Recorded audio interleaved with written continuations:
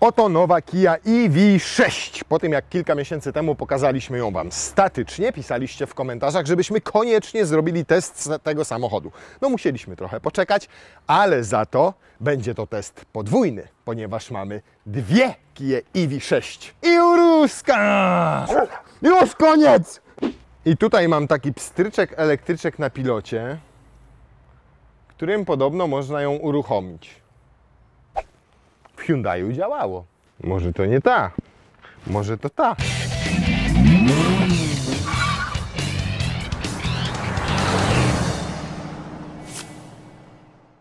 To jest Kia EV6 i to też jest Kia EV6. I Kia prosi, żeby mówić właśnie EV6, a nie EV6, ponieważ na przykład jest Volkswagen ID3, a nie ID3, ale z drugiej strony jest Volkswagen albo VW, przecież nie mówimy VW, ID3, oda. Możecie nawet mówić Kia, to prawie jak CIA. Albo jest na przykład Tesla Y, a nie Tesla Y, a skoro jesteśmy już przy Tesli, to możecie sobie obejrzeć test używanej Tesli X, wykonany przez Juliusza Szalka. O, tutaj jak sobie klikniecie. I to jest taka Tesla X, ale ona ma już 4 albo 5 lat, sporo przebiegu za sobą i kosztuje mimo to 2 razy więcej niż każdy z egzemplarzy EV6. Możecie EV6. Możecie mieć 2 EV6 za cenę jednej Tesli, którą przetestował Julek Szalek. Tym się różnią, widać na pierwszy rzut oka. Ta jest niebieska i ta jest biała, ale różni jest coś jeszcze, ponieważ ta jest w wersji GT Line, a ta w wersji Plus. I rzeczywiście tych różnic między tymi dwiema wersjami jest sporo, bo na przykład w GT Line macie poziomo ukształtowany tutaj ten przedni grill i takie widzicie, takie nakładeczki i tak samo zupełnie inaczej wygląda ten, kiedyś to był nos tygrysa, ponieważ taki specyficzny miał kształt, teraz Kia nazywa to cyfrową twarzą tygrysa. A tutaj wygląda to wszystko zupełnie inaczej. Tu jest poziome użebrowanie tej atrapy, bo to nie jest żadna chłodnica, tam nie ma żadnego wlotu. Zobaczcie, to jest wszystko zaślepione i tak samo tutaj w tym wypadku też mamy takie pionowe. Światła są identyczne, ale zwróćcie uwagę, z daleka wydaje się, że to jest jeden klosz, ale to nieprawda. One normalnie mają tutaj wgłębienie takie i tu jest normalnie czarne. To są światła do jazdy dziennej LEDy, a tutaj mamy soczewki LEDów aktywnych w tej wersji, które też skręcają, załączają się, wypalają i tak dalej. To nadkole jest lakierowane. I z przodu, i z tyłu. Natomiast w wersji Plus, takiej bardziej crossoverowatej, jest czarne. W podstawie jest czarny mat. Tutaj mamy Plusa, w związku z czym ono jest dodatkowo lakierowane i ma też takie dziwne, ciekawe użebrowanie. Zobaczcie, jak zajebiście wygląda tutaj światło cofania. Jest złożone z 5 niezależnych elementów i cały ten dyfuzor trochę inaczej wygląda. Tu jest takie światełko w plusie. I z takich stylistycznych różnic to byłoby na tyle. Natomiast zwróćcie generalnie uwagę na estetykę tego samochodu. Całe światło tylne pociągnięto i zlicowano razem ze spoilerem. I ten spoiler Kia chwali się, że naprawdę działa. Ponieważ cały strumień powietrza leci z dachu i nie wpada tu na spoiler, tylko idzie pod tym spoilerem tu i dopiero odbija się od tej lotki. Świetnie wkomponowano. Słuchajcie, zobaczcie, to wygląda takie fikuśne, ładne, zrobione 3D, listwa potem przechodząca i wydawało mi się na początku, że to jest najzwyklejsza również listwa. Zaraz pokażę Wam, co to jest tak na dobrą sprawę. Ale wypas, co? I zobaczcie teraz, jak pięknie świecą te tylne światła. Widać każdą pojedynczą diodę i efekt jest mega i tutaj ten kierunkowskaz. Cały samochód jest generalnie tylko o 8 cm dłuższy od Kii Ceed w wersji kombi. To jest niewiele, to jest tylko tyle. Ale słuchajcie, rozstaw osi jest większy aż o 35 cm. Koło tutaj w podstawie w tych wersjach i GT Line i Plus to jest 20 cali i zobaczcie jeszcze do tych 20 cali, jak wysoki profil dochodzi. Wszystko to sprawia, że wygląda znacznie potężniej niż jakiekolwiek inne auto z tego segmentu. Jest niby segmentem C, no może trochę łamanym na D, ale pod względem rozmiarów sprawia wrażenie naprawdę dużo bardziej takiego, no, porządnego, przysadzistego i tak dalej. Oj, nowy znaczek Kii. No dobra, ale te dwa egzemplarze różnią się nie tylko kolorami, nie tylko stylistyką, tylko różnią się też napędami, ponieważ w białym mamy napęd RWD, czyli napęd na tylną oś. Nie ma tutaj drugiego silnika elektrycznego z przodu, ten z tyłu generuje 228 koni mechanicznych oraz ma 350 newtonometrów. Natomiast tutaj mamy wersję AWD i ta wersja AWD ma dwa silniki elektryczne. Jeden z przodu, drugi z tyłu. AWD. Oba te silniki generują łącznie 325 koni mechanicznych, a więc niespełna 100 więcej niż w tym przypadku. Ale newtonometrów mamy tutaj aż 605.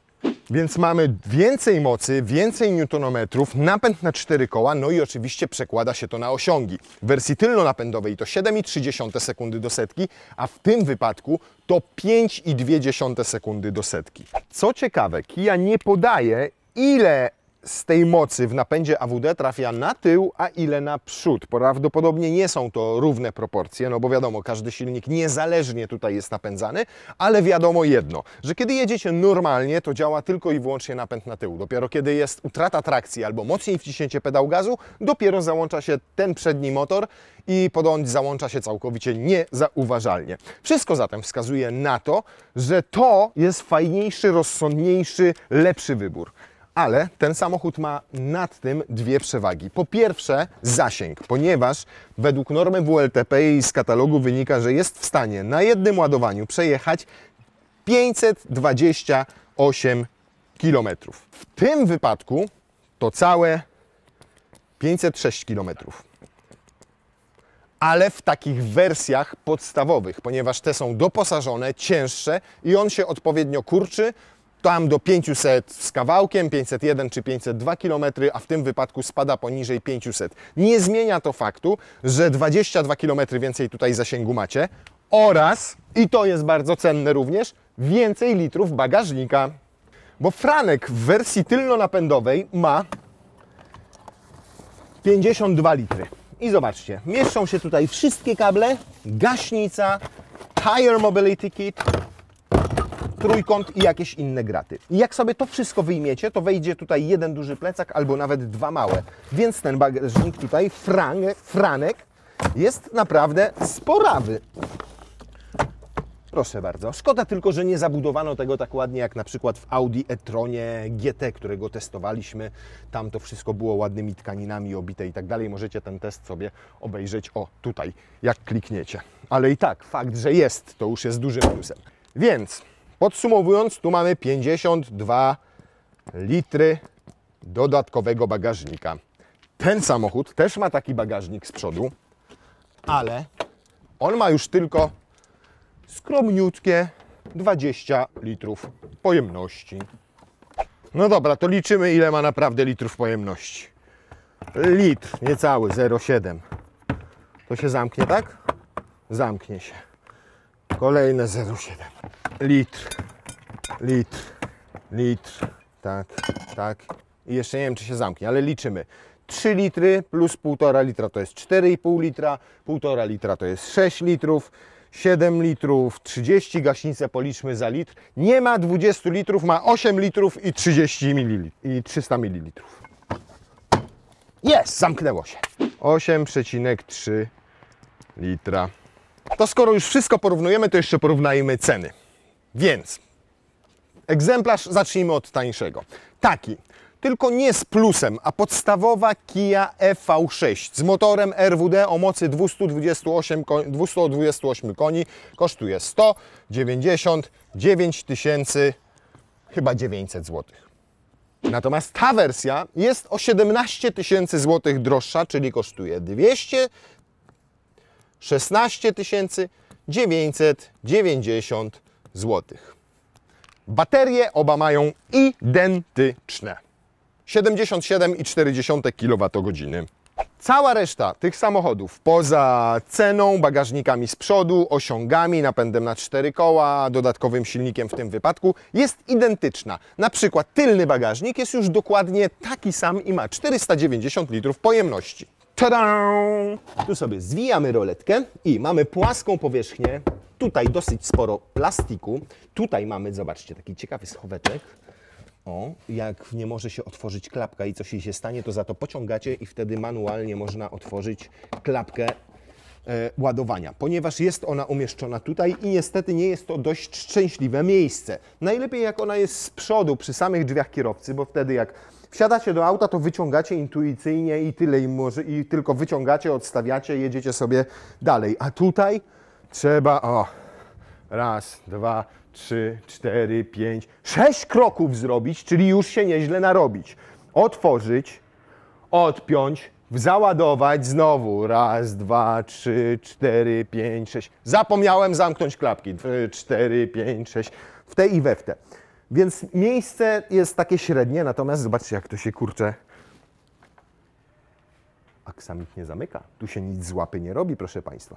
To się lekko dotykowo naciska i to wszystko działa. I to można też otworzyć sobie z wnętrza, a można też z zewnętrza, a można również mieć aplikację i w aplikacji chyba Kia Connect się nazywa, też jest taki przycisk, rozpocznij ładowanie, cyk, ona się pięknie otwiera, podłączacie, zaczyna się ładowanie.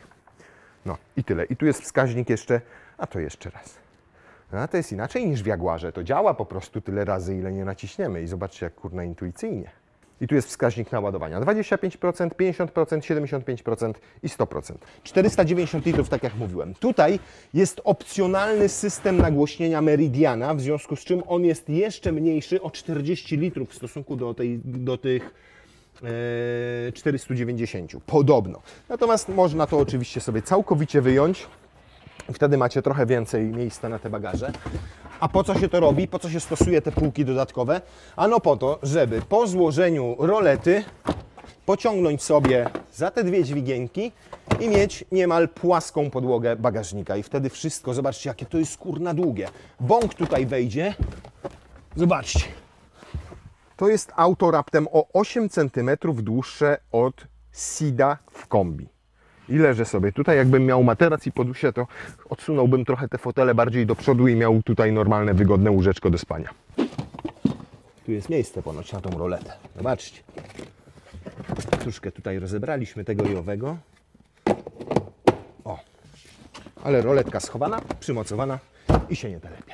Dobra, to jeszcze szybkie 30 sekund na temat tego. Kia chwali się, że ten samochód obsługuje ładowarki o napięciu i 400 i 800 V. To oznacza, że przyjmuje moc do 350 W. I wówczas, jak podchodzicie tutaj z CCS-em na takiej ładowarce, w Polsce są już 4, to ładujecie go od 10 do 80% w zaledwie 18 minut. Każde 4,5 minuty ładowania to dodatkowy zasięg na 100 km. Jak macie gorszą ładowarkę, na przykład takiego domowego wallboxa 11 kW, ładujecie do pełna w 7,5 godziny i to jest najtańsza opcja, bo wychodzi Was wtedy 30 zł pełna bateria w taryfie nocnej. Od 22 do 6 rano się wyrabiacie z tym ładowaniem. Dziękuję. Możemy wsiadać do środka. A nie, jeszcze nie. Nie dziękuję, ponieważ to gniazdo ma jedną zajebistą funkcję.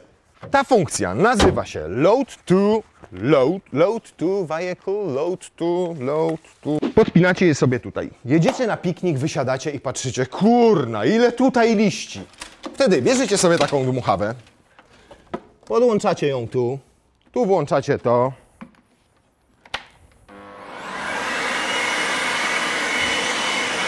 A potem, jak już sobie te liście odgarniecie, rozłożycie kocyk, to możecie podejść sobie do drugiej Kii EV6. Tu trzeba to pstryknąć najpierw zawsze, żeby się włączyło, wtedy świeci się zielona kontrolka. Espresso silny? Tak? Czy wolisz late? I to urządzenie obsługuje, słuchajcie, do 3,6 kW. Czyli możecie teoretycznie podłączyć nawet pralkę, lodówkę, a nawet kuchenkę elektryczną. Co więcej, jak spotkacie drugą Kię EV6 na drodze i na przykład będzie rozładowana, to możecie użyczyć jej swojego prądu, czyli podłączacie to, potem taką normalną ładowarkę, ciągniecie ją do drugiej Kii i ją doładowujecie, tylko niestety z dosyć wolną prędkością, bo te 3,6 kW dadzą Wam zasięg na jakieś 15 km w ciągu godziny, ale może to wystarczy akurat, żeby dojechać do najbliższej ładowarki i nie trzeba dzwonić po lawetę. Duża kawa. Uwaga, cięcie. Zobaczcie, ile tutaj jest miejsca. To jest efekt tego rozstawu osi, który wynosi 2,90 m. Ja, wielki rosły chłop, ile mam miejsca na kolana tutaj. Niestety fotel jest bardzo nisko, żeby też być szczerym, więc nie wsuniecie tam nóg tak do końca, przynajmniej takich wielkich racic jak moje. Natomiast i tak nie potrzebujecie tego robić, bo tutaj jest bardzo dużo miejsca. Co więcej, ta kanapa jest tutaj tak wyprofilowana i podłoga też, że trzecia osoba może sobie tutaj spokojnie usiąść. No dobra, nie będzie już miała 1,90 m, chociaż zobaczcie, z drugiej strony 1,90 m, dotykam lekko głową dachu, a tutaj na tym miejscu trochę bardziej, bo tutaj już wchodzę w ten garb i ten spadający dach tam z tyłu. Jedno gniazdo USB tu w fotelu, drugie tu w fotelu. Tutaj takie chwyty jak w samolotach, natomiast to wszystko tutaj z tyłu, no fajnie by było, żeby to było zrobione z lepszego plastiku. Na przykład te zagłówki tutaj z tyłu z takiego plastiku zrobione. No nie wygląda to najestetyczniej i najlepiej. Szczególnie, że cała reszta jest zrobiona bardzo przyjemnie. Tu macie miękki materiał. To jest bardzo ładnie wykonane. Te aluminiowe wstaweczki razem z tymi klamkami bardzo intuicyjnie. Jak ty tam wlazłeś? Tapicerka w tej wersji, którą tutaj mamy, jest skórzana wegańska, czyli z plastikowych krów tak zwanych, a nie z naturalnych, ponieważ w żadnej wersji już nie dostaniecie skóry naturalnej w Kii EV6, bo powiedzieli, że to ma być samochód ekologiczny na wskroś, nie tylko nie emitować CO2, ale też zadbali o to, żeby był zrobiony z naturalnych materiałów. I na przykład, ale to pokażę Wam jak przejdziemy do przodu, sporo z elementów wnętrza wykonano z materiałów po recyklingu, na przykład z butelek PET. Jakby tego było mało, to możecie sobie regulować pochylenie oparcia. Albo siedzieć pionowo jak w ławce w kościele, albo sobie pochylić to oparcie. O i wtedy widać mnie tu. I wtedy jak pochylę, to widać mnie tutaj. Natomiast przydałoby się do pełni szczęścia dzielenie tej kanapy nie w proporcjach 40-60, tak jak mamy, tylko 40-20-60, tak żeby tutaj ta część środkowa się składała, ale mamy przynajmniej taki wąski rękaw na narty, natomiast wejdzie tutaj jedna góra, dwie pary. Urus, gdzie? Teraz będziesz prowadził? Ja wiem, że to jest samochód autonomiczny. Kurwa. To jest mięciutkie, to jest mięciutkie, to jest mięciutkie, to jest mięciutkie. No nie, to już nie jest mięciutkie, przepraszam bardzo. Ale zobaczcie, jak tutaj wykończono ten środeczek, tę wnękę. To jest normalnie zrobione z wykładzinki, dzięki czemu wchodzi Wam taka duża butelka bez problemu. O, w ten sposób. I nie brzęczy, nie lata, tylko porządnie się trzyma. System Meridian Surround. Dopłata 4000 zł, ale macie wtedy 14 głośników, dźwięk przestrzenny, 3D, w dodatku jakiś emulator głosu, jakbyście chcieli włączyć sobie silnik. O, to jest ta faktura, o której mówiłem i ta tapicerka zrobiona z materiałów od recyklingu, czyli między innymi z butelek PET, ale także jest tutaj przędza roślinna i jest taki efekt 3D jej, jest mega przyjemna i fajna w dotyku. Tutaj w egzemplarzu jeszcze pokażę Wam fotele w GT Line, bo są trochę inne, czyli jest taki zamszyk połączony z białym, z przeszyciami białymi. I co jest ciekawe właśnie też, a zobacz, i tutaj ta faktura jest taka 3D. Troszkę inna na desce rozdzielczej. I o ile kiedyś Kia oferowała dużo możliwości konfiguracji wnętrza i kolorów tapicerek pod warunkiem mogliście wybierać pomiędzy czarnym, ewentualnie czarnym, to teraz macie 8 naprawdę fajnych kolorów, bo możecie łączyć czarny z białym, jest nawet zielona, są przeszycia, jakieś seledynowe, łącznie tych tapicerek jest chyba 8 i każda jest inna. Dobra, jedziemy silny, co? Dostaliśmy do testu wersję, która ma przejechanych zaledwie 250 km. I pachnie nowością w środku, tylko że to taka trochę nowość, jak wchodzicie do Deichmana, taki mniej więcej zapach. Nie to, że jest nieprzyjemny, ale to jest efekt zastosowania tych materiałów z recyklingu. Właśnie tej fakturki, o której tu mówiłem, albo ją też widać tu świetnie na podłokietniku. I podłokietnik jest genialny. Zobaczcie, tam jest wypełniony jakąś pianką. Ten efekt 3D tych trójkącików super widać i jest mega, mega wygodny. Mimo że nie jest regulowany, bo nie można go przesunąć do przodu, do tyłu, to zobaczcie, kładę tu rękę, mam wygodnie łokieć i trzymam sobie kierowniczkę. Całkiem zgrabną kierowniczkę, dwuramienną, tutaj nie macie żadnego trzeciego pałąka, więc możecie ją sobie trzymać nawet tak, śmak i owak. A tutaj jest Drive Mode, i tym Drive Mode zmieniacie sobie tryby jazdy, jest Eco, Comfort i Sport, a jak się go przytrzyma, to jest 4. tryb Snow, czyli do jazdy po śniegu. Mamy tutaj 2 zakrzywione ekrany, one autentycznie sprawiają wrażenie, jakby troszkę otaczały kierowcę. czyli są zakrzywione w tą stronę. Dzięki temu ten dotykowy, zobaczcie, jest w idealnej odległości ode mnie. Mogę go sobie przesuwać. Bardzo poprawiono działanie tego w stosunku do przedprodukcyjnej wersji, którą mieliśmy, którą pokazywaliśmy statycznie. Jeżeli nie widzieliście tej prezentacji, to możecie kliknąć sobie tutaj i ją zobaczyć. Natomiast świetnie się to, zobaczcie, jak to reaguje szybciutko, łatwiutko. No i macie naprawdę mnóstwo możliwości konfiguracji. Jak wejdziecie w ustawienia, wejdziecie sobie w pojazd, to tego jest tutaj pierdyliard. Łącznie z tym, że możecie sobie HUD-a, czyli ten przedni wyświetlacz, ustawiać, czy ma wyświetlać rozszerzoną rzeczywistość, czy nie. Wtedy jak macie tę rozszerzoną rzeczywistość włączoną i na przykład uruchomioną nawigację, to wyświetla Wam tutaj strzałki, że dokładnie w ten zjazd tu na drodze musicie zjechać, żebyście nie przegapili pasa ruchu. Albo jak działa wtedy asystent pasa ruchu, to pokazuje Wam strzałkami, że zaczynacie przekraczać białą linię i naprawdę te strzałki pokazują dokładnie tę białą linię. Dobra, może żeby nie stać i nie gadać, to będziemy jechali, co? Jeszcze jedną rzecz chciałem Wam pokazać. To jest bajerancki widok. Pokazuje Wam Wasz samochód, ile macie baterii, na ile kilometrów starczy Wam energii. Teraz pokazuje 483 km przy wyłączonej klimatyzacji, 477 przy włączonej. Ale komputer zapamiętał sobie moją agresywną wczorajszą jazdę, więc trochę obniżył ten zasięg. Jak wczoraj do niego wsiadłem, to pokazywał ponad 500 km zasięgu. Ale oprócz tych informacji pokazuje Wam jeszcze, gdzie macie najbliższą ładowarkę, że 8,9 km MOB Brwinów Północ. Świetny jest ten panel tutaj.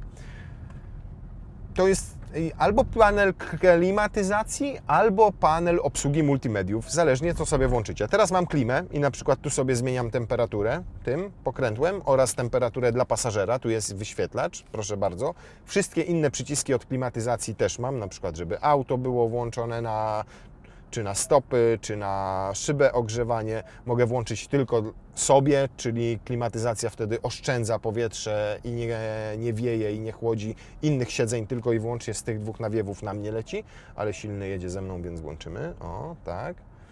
Dobrze, i wszystko tutaj mam wtedy auto climate na przykład. O, natomiast jak sobie ten przycisk tutaj cyknę, to przechodzę w obsługę multimediów. Tutaj zostają mi tylko pojedyncze przyciski do obsługi klimatyzacji.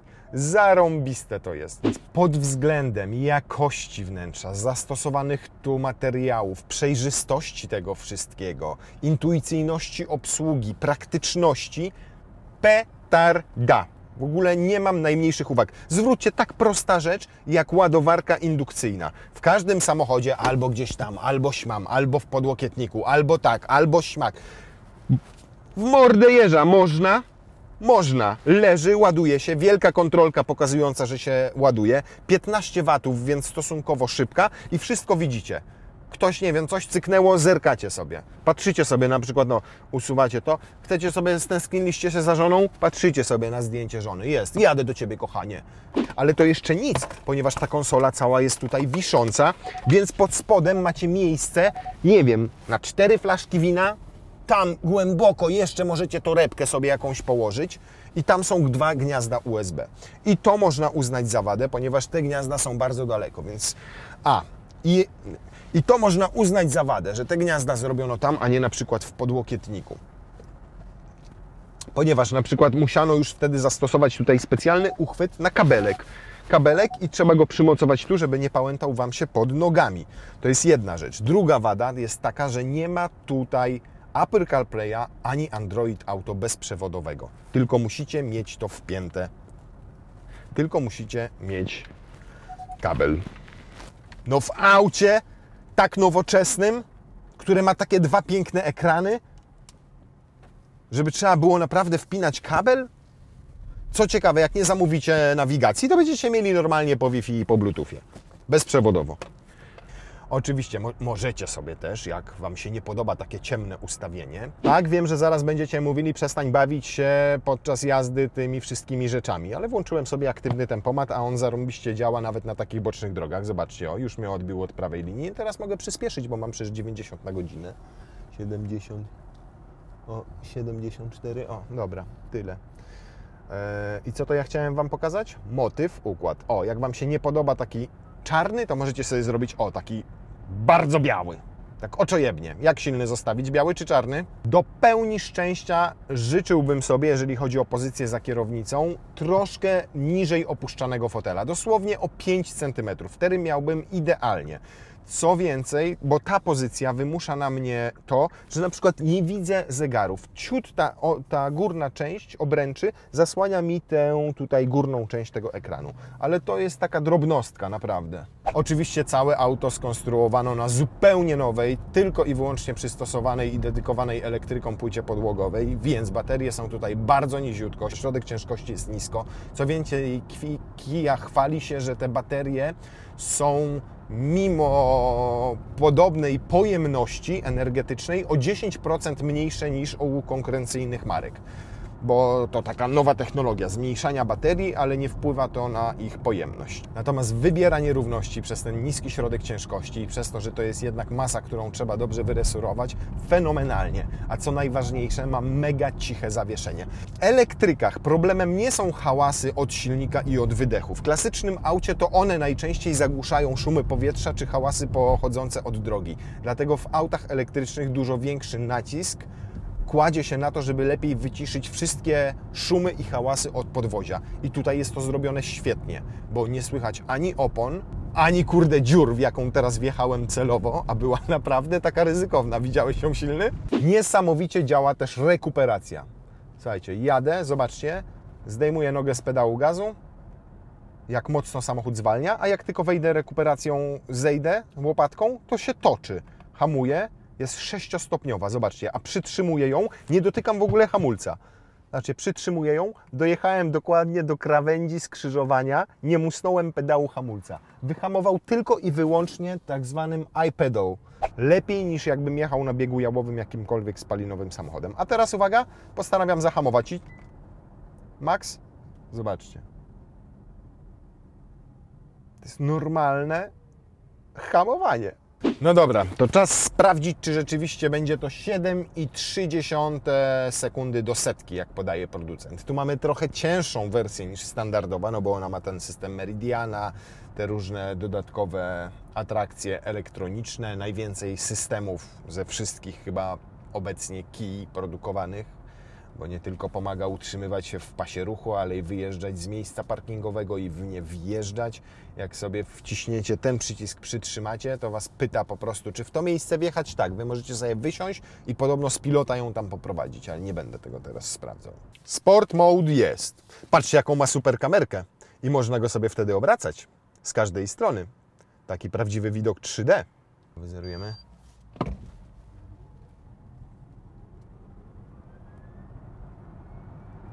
7,7. Czyli jeszcze 5 prób i doszlibyśmy do fabrycznych 7,3 sekundy. Przypominam, że mówimy o samochodzie z napędem tylko i wyłącznie na tylną oś. Procedury startu nie ma, nie? I 100% torque. Czuć, że tam na początku troszkę go obcina elektronika. 7,8. Czyli jak jedziecie na zachód, to jest 7,8, a jak na wschód, to 7,7. A teraz zobaczymy, jak duża będzie różnica pomiędzy białym a granatowym z napędem AWD. 3, 2, 1, start! Co się tak spóźniłeś ze startem? Ależ on się odpycha. Zobaczcie, to są 4 łapy. Ten pierwszy moment, bum, i katapulta, i jedzie. 7,7. Teoretycznie 5,2 sekundy robi AWD. Śmierdzi producentem, nie? Właśnie on nie śmierdzi pieniędzmi niestety. Uwaga, 5,2 sekundy w katalogu. Jezusie, jakie jest wrażenie! Ja! 5,3. No to robi wrażenie, naprawdę. Wow! Idziemy do białego. No aż żałuję, że daliśmy kurna temu tamtą granatową. Wrażenia z jazdy elektrykiem są po prostu zupełnie inne niż z jazdy autem spalinowym. Lepsze. Z takiej normalnej jazdy. Dobra, bo podnieśliśmy mocno zużycie energii. 21,5 kWh. Tam widzę. Czy wyzerowałeś licznik zużycia energii? Z domu jak wyjeżdżaliśmy, tak. Okej, dobrze, bo tam widziałem, że masz strasznie wysokie. Ja teraz to mam 20,9. To jakiś, wiesz... A ja mam 31. Dobra, to teraz na autostradzie wyzeruj drugi licznik, żebyśmy porównali przy 120. i bez agresywnej jazdy, tylko w trybie eko. Wjeżdżamy na ekspresówkę i na ekspresówce zobaczymy sobie, jakie to będzie zużycie energii przy 120 km na godzinę. Natomiast zobaczcie, po tych kilku startach mocniejszych, przy 95% baterii, pokazuje nam jeszcze 470 km zasięgu. Zobaczcie, to jest też fajny system. Włączam prawy kierunkowskaz. Już w Sorento to było. Prawy kierunkowskaz wyświetla nam się obraz z prawej kamery, co jest w lusterku. Z lewy kierunkowskaz wyświetla się to, co jest w lewym lusterku. Bardzo fajne. Kia chwali się, że już w podstawowej wersji EV6 macie dostępny pakiet asystentów jazdy, który pozwala Wam autonomicznie, tak jak ja teraz, jechać po autostradzie. Puszczacie koło kierownicy i samochód sam utrzymuje się w pasie ruchu. Zobaczcie, jak wchodzi sobie płynnie i ładnie w łuk. Dodatkowo jeszcze sam hamuje, sam przyspiesza, nie pozwoli Wam zmienić pasa ruchu, jeżeli ktoś się znajduje w martwym polu lusterek i dodatkowo jeszcze potrafi dostosować prędkość do znaków na drodze albo do obowiązującego ograniczenia na autostradzie. Bardzo często przy okazji elektryków jeszcze pytacie, jak to jest z tymi cholernymi bateriami. Kia mówi, że daje Wam na baterię taką gwarancję jak cały samochód, czyli 7 lat albo 150 000 kilometrów. Ale jest jeden haczyk, mianowicie po tych 7 latach pojemność baterii nie może być mniejsza niż 70% początkowej pojemności. Więc po tych 7 latach możecie mieć tego zasięgu nie 500 km, a powiedzmy 350 km. No i pytanie, co wtedy z taką baterią? Ona jest modułowa, w związku z czym nie wymienia się tutaj całej baterii, żeby zwiększyć zasięg, tylko najczęściej jeden moduł, czy powiedzmy 2 moduły, ponieważ one połączone są szeregowo, czyli macie 1, 2, 3, 4, powiedzmy 5 i 6 i to ten 6 najczęściej, który jest najwięcej energii oddaje, najczęściej jest najbardziej zużyty i on wymaga wymiany. Więc może się okazać, że po tych 150 000 kilometrów będziecie musieli wymienić na przykład tylko jeden moduł, który będzie kosztował 3, 4, może 5 tysięcy złotych i zasięg wróci do tego pierwotnego fabrycznego. Tak to rzekomo działa. Dobra, możemy powiedzieć, że przy 130 km na godzinę średnio zużywa 22 kWh energii. Czyli spokojnie przejeżdżacie drogą szybkiego ruchu autostradą te powiedzmy 300-350 km, co jest naprawdę niezłym rezultatem jak na te prędkości. Dojedziecie do jakiejś ładowarki na pewno jadąc nad morze, jeszcze zdążycie się doładować w kilkanaście czy kilkadziesiąt minut na ostatni odcinek drogi. Jak zużycie energii w Granatowej? 22,3 km przejechane, 11 minut, czyli średnia pewnie jakieś 125, 26,7 km. Dobrze, dziękuję bardzo. U mnie 22,2, czyli jednak tam macie troszkę wyższe o te 3-4 kWh i to robi właśnie wyższy zasięg w naszej. Dziękuję i tak obojema dojedziemy do celu. Jeżeli chodzi o jakość wykonania, jeżeli chodzi o osiągi, szczególnie tej wersji AWD, jeżeli chodzi o całokształt tego auta, materiały jakie użyte, systemy multimedialne, prostotę obsługi, jak wygląda z zewnątrz, ile miejsca ma na tylnej kanapie, jak to wszystko wykonano i zrobiono, to tak szczerze, to jest bardziej poziom Audi e-trona za 400 000 złotych. Albo Tesli Y, powiedzmy. A to są samochody znacznie droższe, nawet dwukrotnie od Kia EV6.